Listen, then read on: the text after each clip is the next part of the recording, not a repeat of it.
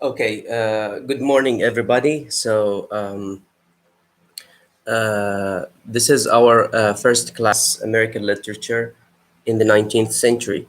I know that some of you will not be able to attend this class, so I decided to uh, record the class and then, send you the link so anyone who wanna watch and listen to this class at any time, because we cannot gather all students at one time, and this is the best way to do it.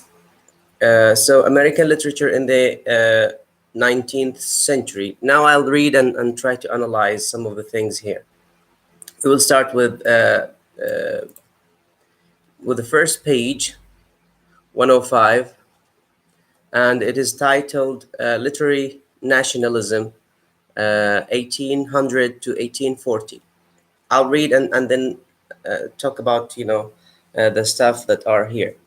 At the beginning of the 19th century, the United States had a population of just over 5 million and claimed 889,000 square miles of land. By mid-century, both the population and the territory had almost quadrupled. Through various treaties, purchases, and wars, the frontier was extended from the Northwest Territory to Oregon, and from Louisiana to the Rocky Mountains, and in the Southwest, from Texas to California.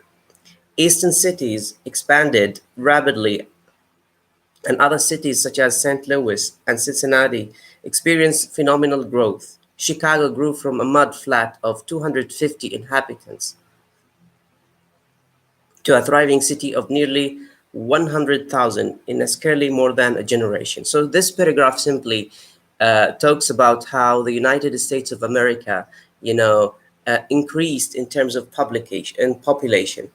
And this increase in terms of population, is also explained in terms of the industrial development here, because when they say that the United States quadrupled, it means that it becomes bigger and bigger in terms of people's number, three times, which is very sorry, four times, which is very crazy. From 5 million to quadruple. That's a huge number. And this, again, as I said, it is connected to the industrial booming and the industrial uh, revolution in the 19th century, in the mid 19th century.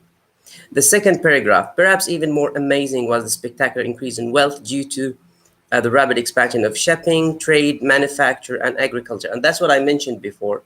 So here they talk about um, the increase, or not the increase, but the spectacular increase in wealth due to the rapid expansion of shipping, trade, manufacturing, and agriculture. So here simply we have the Industrial Revolution. The Industrial Revolution has a huge effect on the increase in terms of the population number. Eli Whitney's invention of the cotton gin caused thousands of acres in the South to be cultivated. New England ships voyaged further and further until they carried freights on all the seven seas. After the War of 1812, factories were built along the waterway of New England and the Middle Atlantic. So, again, Industrial Revolution has a great effect. Uh, Now the second title here, or subheading here, the westward expansion. As settlers attempt to move west of the Appalachian Mountains, they encountered great difficulties crossing the mountain barriers. Once they settled, they could not ship their products back east for sale.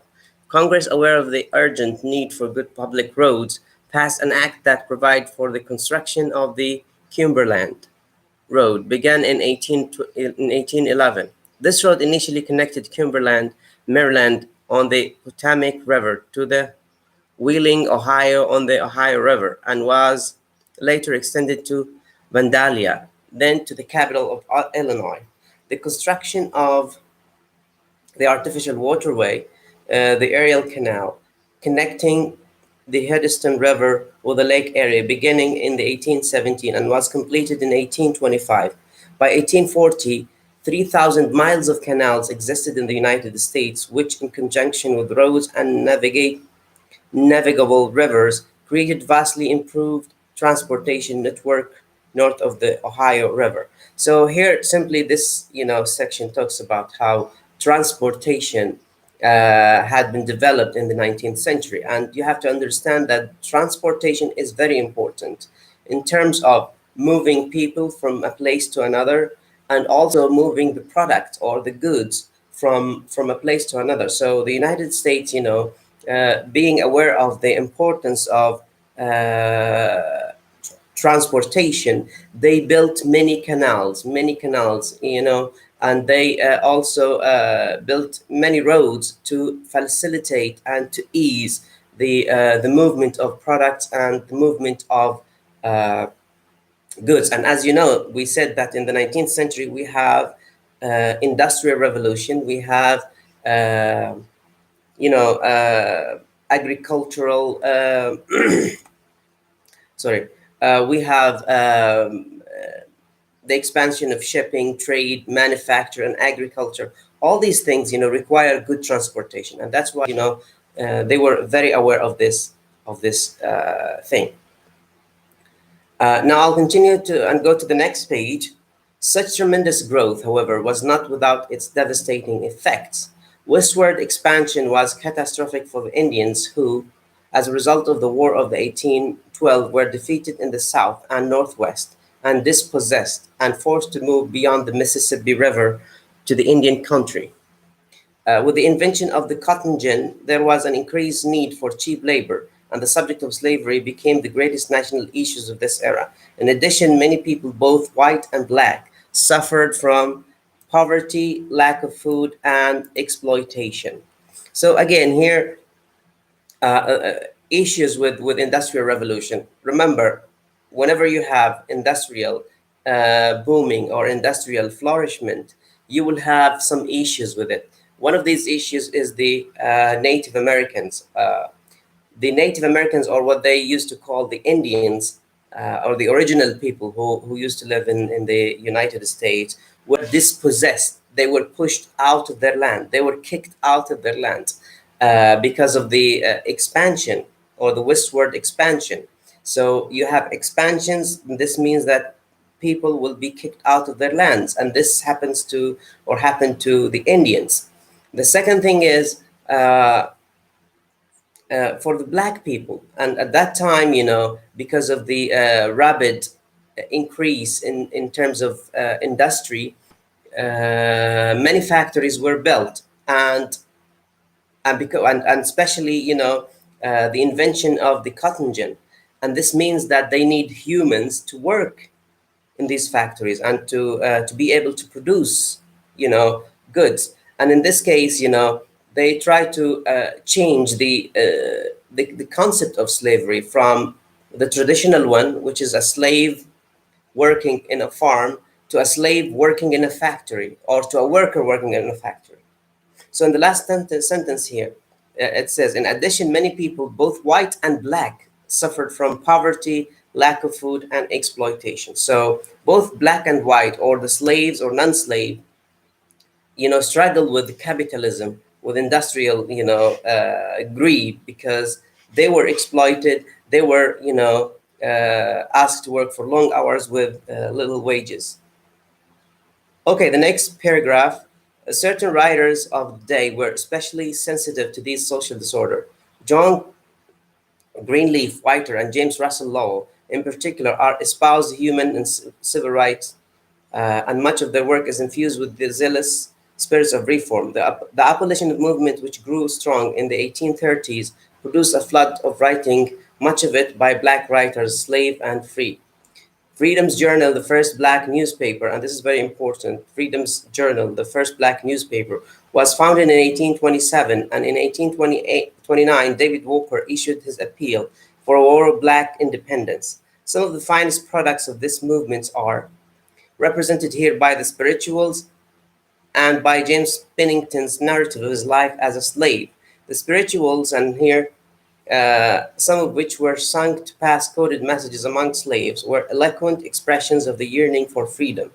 Songs of different sorts were springing up to chronicle the westward movement, the Kansas immigrants, the spread of the railroads, the loneliness of the cowboy, and the fate of the uh, Clementine. Okay, so here you have to understand that what's going on here is that along with the Industrial Revolution, we have a group of people who want civil rights for the Americans, and they also fought for the freedom of the slaves. They want the slaves to be free from their subjugation and from their uh, imprisonment by the white masters, because before the 1830s, African American or the slaves worked in farms, work in plantations, and they used to work hard, and they used to be tortured, uh, treated badly. All kinds of violence was exercised against these people. So we have a group of people like these people, James Russell Lowell and John Whittier, who try to call for human and civil rights. And here we have two journals: the Freedom's Journal, which is very important, and you have to know that this journal is connected with the Black freedom, with the Black freedom. This is the first Black newspaper. And the last thing here in this passage is the term spirituals. Spirituals is very important because, and this is the definition of it. It is some of which were sung to pass coded messages among slaves. So simply, spirituals are coded messages that understood by slaves only. So slaves use these spirituals to send messages that cannot be or could not be understood by the white men. So, coded messages among slaves were eloquent expressions of the yearning for freedom. Songs of different sorts were springing up to chronicle the westward movement, the spread of the railroad, the loneliness of the cowboy, and the fate of the miners. So these are the topics of the spirituals. So they talk about the westward movements because with the industrial expansion, the Americans, try to go to the westward or to the western part of the United States, uh, and they also talk about the spread of the transportation, the railroads, the canals, etc., etc. And also they talk about the loneliness of the cowboy and the fate of the miners. The miners, those who are working in in coals. They try to get coals out of the land, and they sell it. And this is very bad and difficult job to do. Emerging literary voices here. We have emerging literary voices.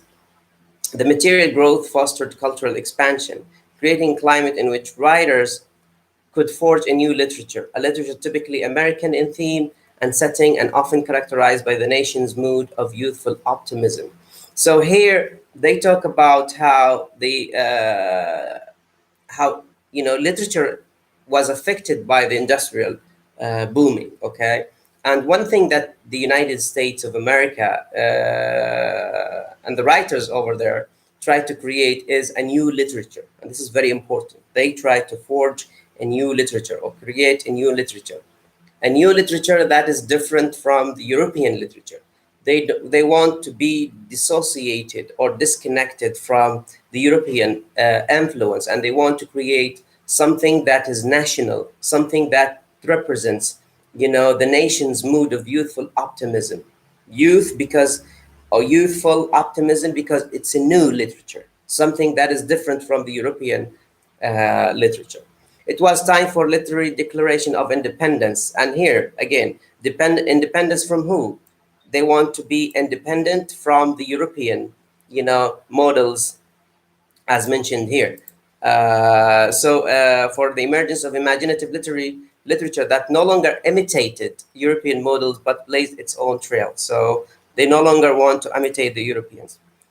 As late as the 1819, an English critic wrote, "In the quarters of the globe, who reads an American book or look at the American picture, And this is very, this is very offensive here, to find an English critic talking about American books, and how, Americans do not produce, or they did not produce, or they were not successful in producing, books. So he's asking here, who reads American books, because he believes that there is no American book that is worth reading.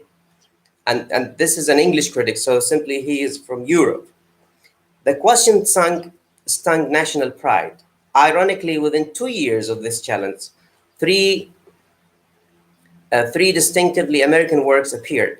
And here these are the works that can be read as a response to this, claim.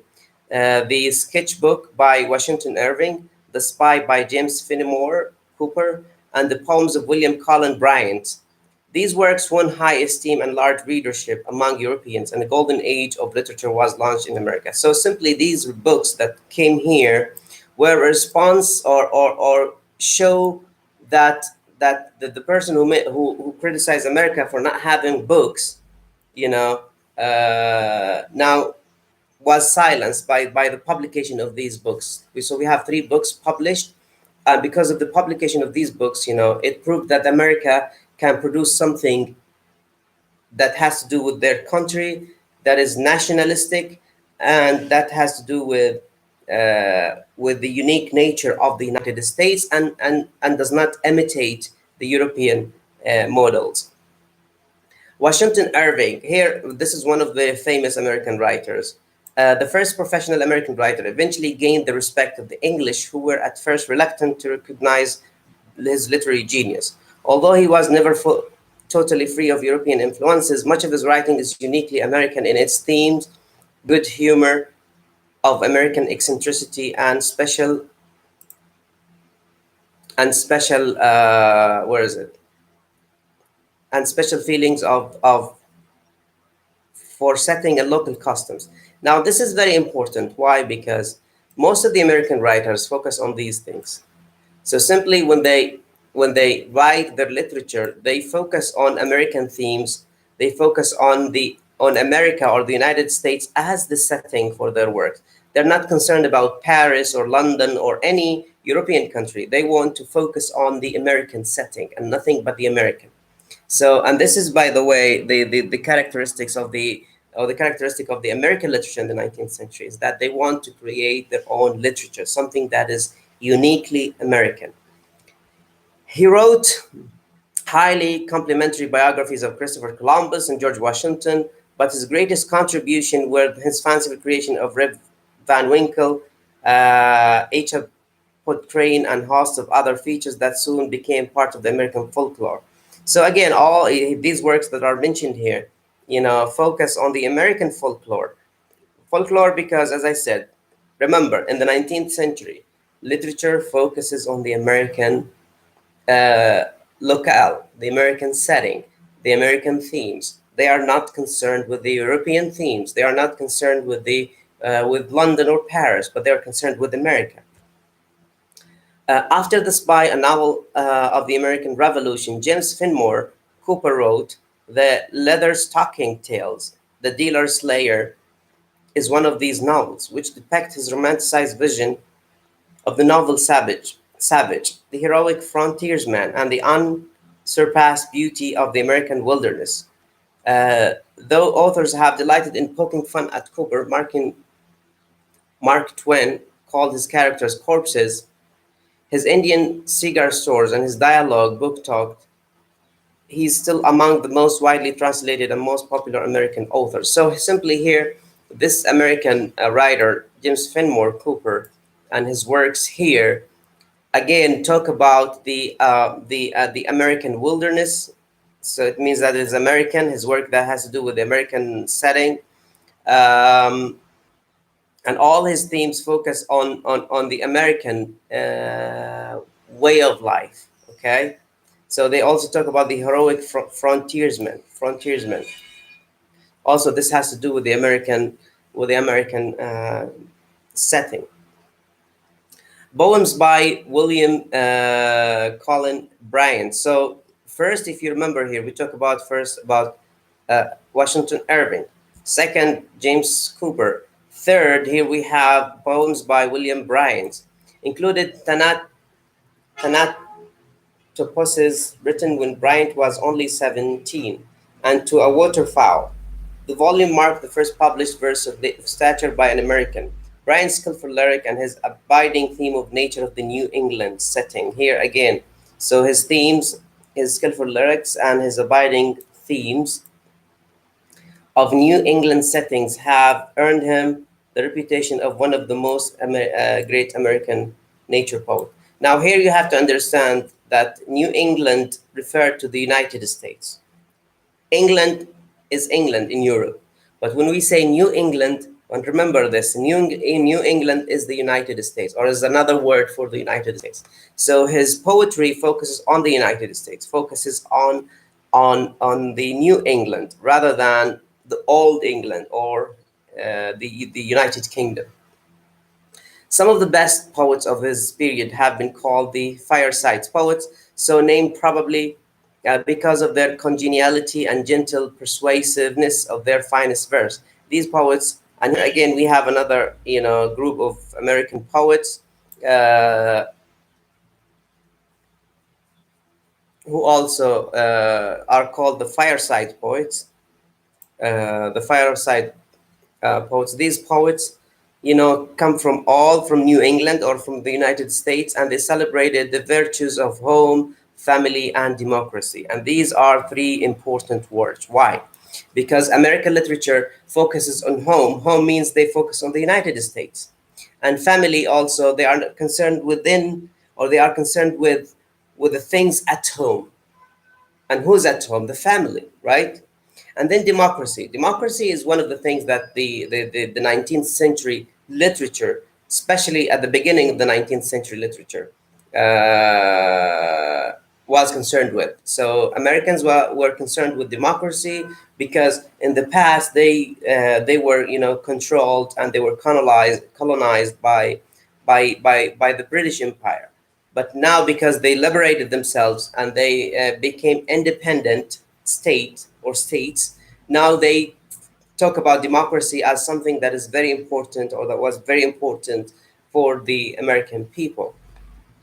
In their best verse, they display simple diction, courage, courageous love of freedom, and a keen eye for the natural beauty of the esteemed locale. So these things that are mentioned here, okay, these are some of the characteristics of the American writings. So they talk about freedom, they talk about nature, they talk about the natural beauties of their eastern locale. So locale means that something that is in the United States, not out of the United States. Okay, writings of the long-lived fireside poets like these poets on-lived span the centuries. Such works as Snowband and the Chambered Nautilus were written after the national period have been included in this unit since they reflect the spirit of this era.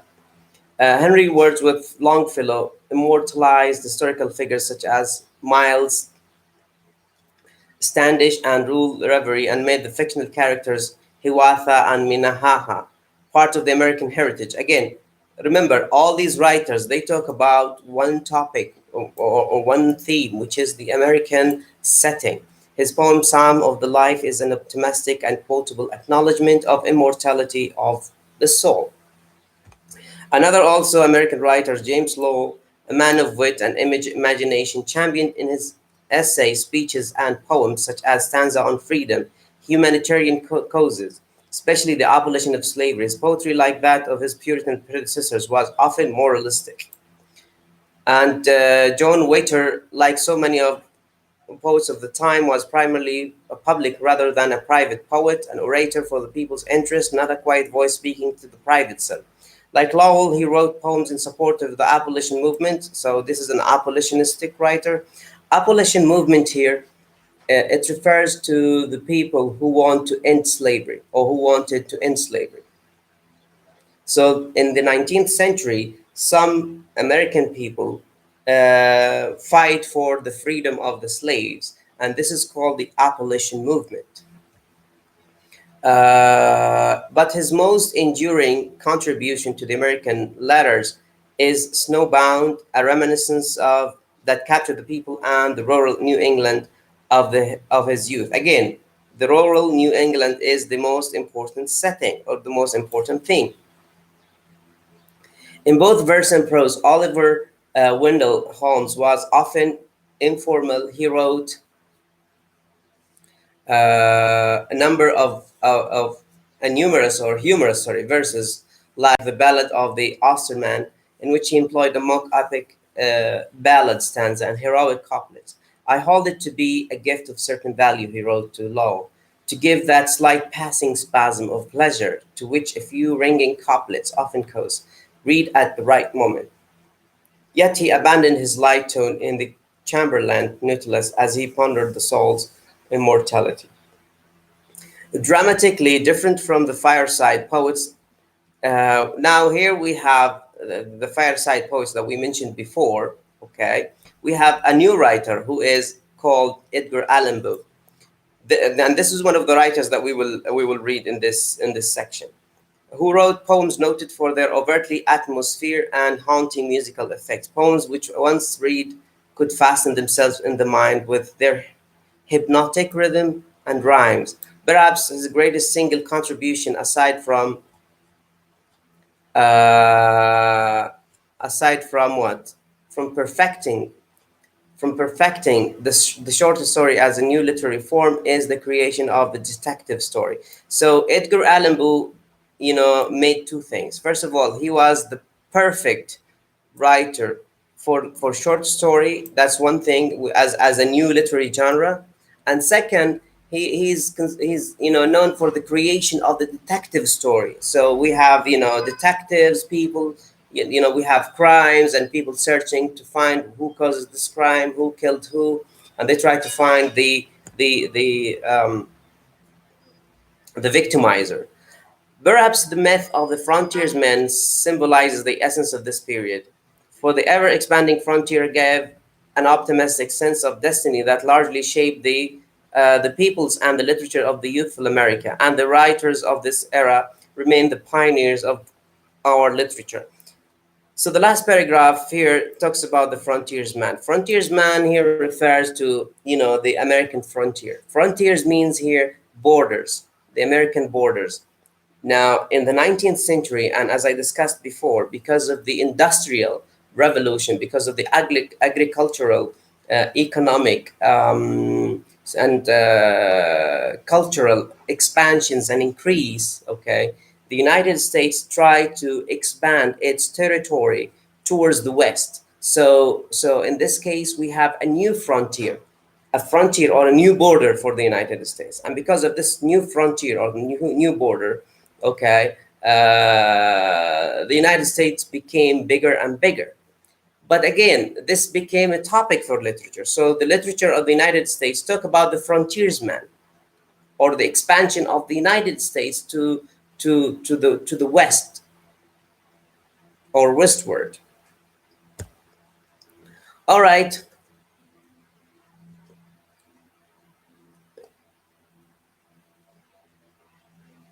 Okay, I think here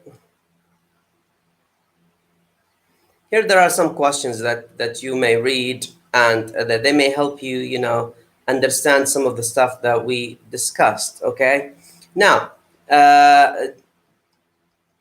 here we have romanticism.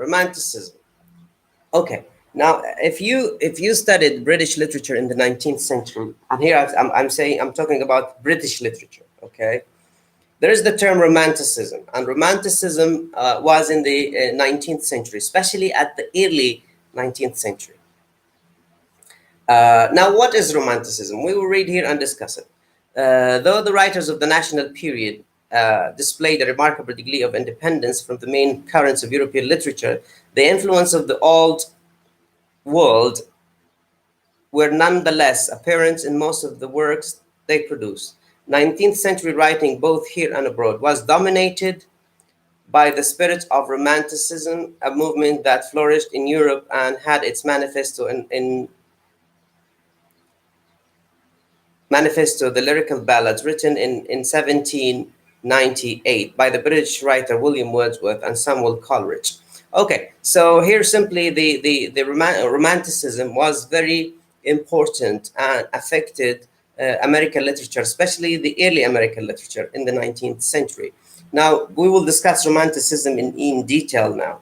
Now, what is Romanticism? Well, Romanticism, and here's the definition, was a reaction against classicism and the dominant philosophy of the Age of Reason, which stressed reason, clarity, balance, and order, and valued by the ancient Greeks and Romans.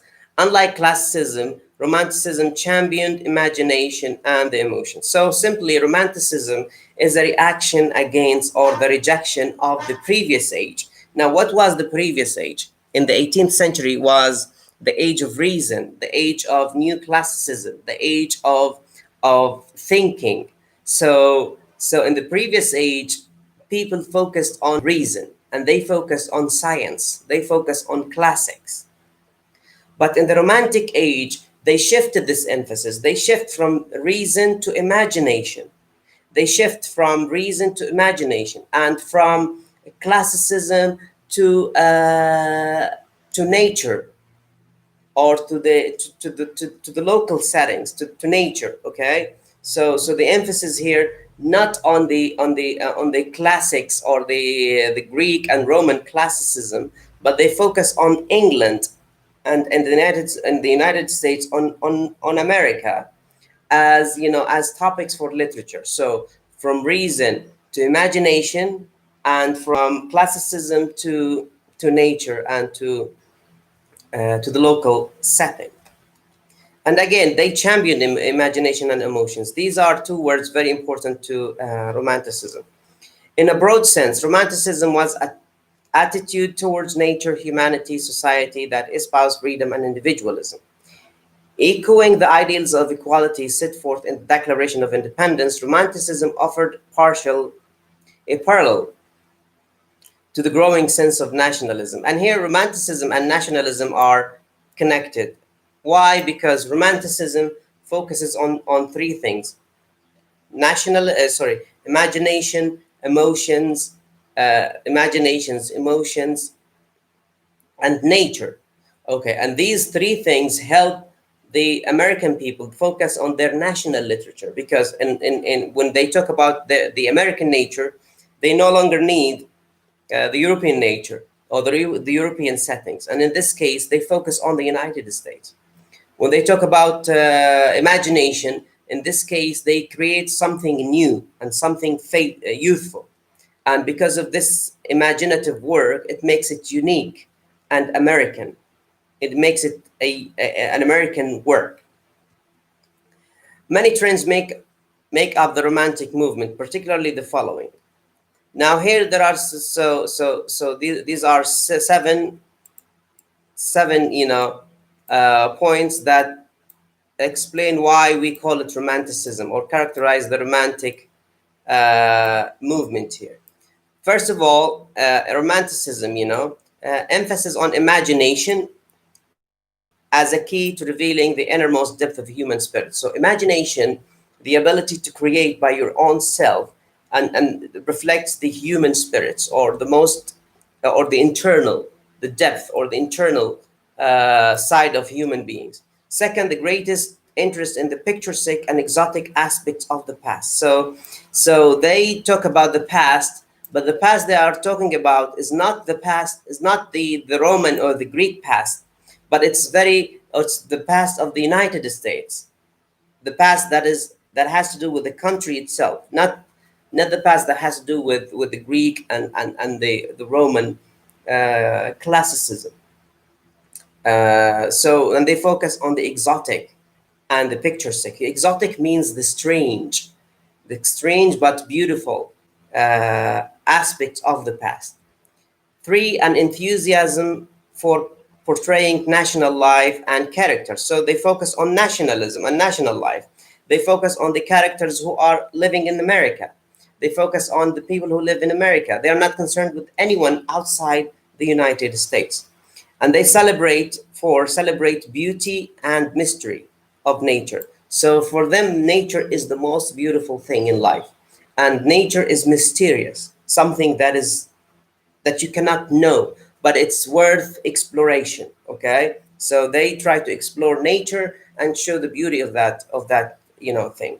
Also focus on the individual. So in romantic poetry and romantic literature in general, they emphasize the individual. What does that mean? It means that they don't focus on society, but they focus on the individual. They focus on the I, and they don't focus on the we or they. So the emphasis here on the I, and that's why many of the romantic works focus on the individual, or the single person, rather than on the group or the people. And they are fascinated with the supernatural and the Gothic. And this is very important. Why? Because romanticism, was very interested in the supernatural and in the Gothic, which means that they are concerned with jinnis, with ghosts, with all these crazy stuff. Okay, and they also are concerned with old buildings, castles, dungeons, places that are haunted by ghosts and by jinnis. Okay, these are crazy stuff, and they are concerned with these crazy supernatural and Gothic stuff. And lastly, a sense of idealism. So again, idealism here, and that this is something that you cannot achieve, the ideal or idealism. And that's why the only thing to reach idealism is through imagination. So imagination and idealism are somehow connected. Romanticism was not confined to literature. With the new emphasis on individual dignity and human rights came attempts at social reforms such as feminist movement and the abolition. The Gothic revival and architecture adopted medieval building styles whose design, which included points, arcs, and flying buttresses, carried the eye and the imagination upward and beyond. Here, is the explanation of the Gothic revival, the Gothic revival in architecture. Gothic, as I said, it talks about something that is supernatural and crazy or scary, like crime, haunted places, places that have jinnis or ghosts, something that is so scary and fearful. American music, though still in its artistic infancy, borrowed romantic motifs from abroad. Painting, especially that produced by the groups known as the Hudson River School, depicted the sweeping grandeur of the American landscape. One such work, Thanatopsis by Asher Durand, which its breaking panorama of natural beauty, captures the romantic awe of nature that is portrayed in many of the literary and artistic works in this unit. Romanticism characterized the work of America's first group of great imaginative writers. And here are the writers, the American writers that we mentioned before, by the way. They were influenced by Romanticism. Out of this tradition emerged immortal literary creations such as Cooper's Deerslayers and Ching Cook, men modeled by the Frontiers Wildermen, and Rip Van Winkle, and Tom Walker, figures drawn from national past and from German legend. The eminently romantic works of Bryant look to nature and to the past, to the revealing qualities of the human spirits. Again, they are explaining these points here and how they are connected to the concept of romanticism. Although he did not share the spirits of the idealism of the three other writers, Edgar Allan Poe drew from many aspects of the romantic tradition in creating the bizarre plots. And here they talk about Edgar Allan Poe, which is one of the writers that we will discuss. He creates bizarre or strange plots, tormented characters, again, characters who suffer violence, blood, killing, etc., for his short stories and poems. He borrowed from the European Gothic romances. Again, here we have the Gothic element, which is very important. Horror stories, stories that have to do with horror and investigation of the supreme natural, the most famous of which is Mary Shelley's Frankenstein. Poe's preoccupation with the dark, and here this is very important. He was preoccupied or interested with the dark, irrational side of imagination, pointed towards later writers such as Herman Melville and Nathaniel Hawthorne, whose works explore the motives and action for tormented souls. So simply, Edgar Allan Poe focuses on the darker side of human imagination, the darker side of the human imagination. By the second half of the 19th century, American Romanticism was yielding to the philosophy of transcendentalism. Transcendentalism, this is another form of romanticism, but transcendentalism is American romanticism. So the difference between romanticism and transcendentalism is that romanticism is a European thing, something that was famously known in Germany and England. Transcendentalism was famous in the United States. It's like romanticism, but this is a uniquely American thing, which is called transcendentalism. So transcendentalism here upheld the goodness of the humanity, the glories of nature, and the importance of the individual. Again, these are the characteristics of romanticism, right? But they are called transcendentalism because they are in America. Later, literary movements were offshoots of romanticism, adding to and refocusing elements to meet the needs of another age. Even today, American writers display romantic qualities as they probe the national character and the celebration and celebrate nature. Okay, I think this is enough for today. This is an introduction for the beginning of the 19th century. Okay, and I will try to conclude and mention the main points. First of all, we discussed the industrial expansion and how the United States of America, because of the increase in agriculture, in economy, and in wealth, they try to expand by building roads, by building canals, and by moving westwards. And by moving westwards, they created something called the frontier or the new border. They also invented the gin or the cotton gin. The cotton gin is a machine that produced cotton, and in this case, the cotton industry flourished in the United States. And then we moved to literature, and we talked about. But before that, we talked about how the industrial increase or revolution affected the Native Americans and the African Americans, or the original people and the black people. The original people, or the Indians, were kicked out of their lands because of the industrial expansion, and the African Americans were exploited, and they were tortured, and they were beaten.